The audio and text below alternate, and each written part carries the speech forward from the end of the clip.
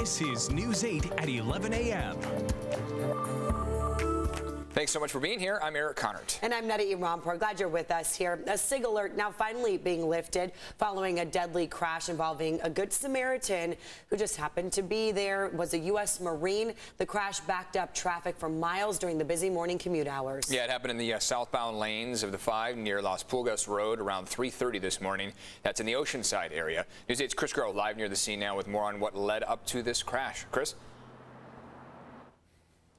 And one of the things that we're also learning is that the driver of the vehicle that the Marine stopped to help is being held on suspicion of driving under the influence. Another detail, another tragic detail of this case. So let's back up and recap some of the things that we know. Let's go over this timeline. As we stated, just before 3:30 a.m., that first crash happened. Now, that first crash was two people inside of that SUV. They actually ended up hitting the center divide, but came to a rest there off the slow lane on the right-hand side.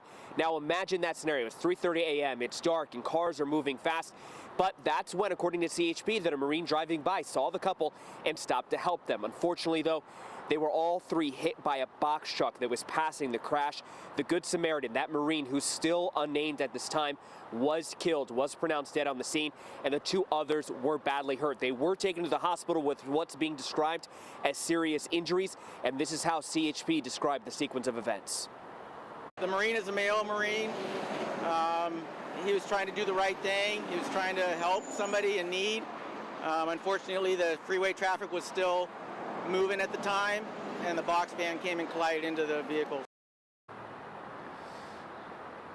And at this time right now, we don't know what potential charges that driver of that, again, of that first crash could potentially be facing. And we also still don't have their names as well as the name of the Marine that was sadly killed. Of course, continue to stick with News 8 as we continue to gather the information surrounding the story.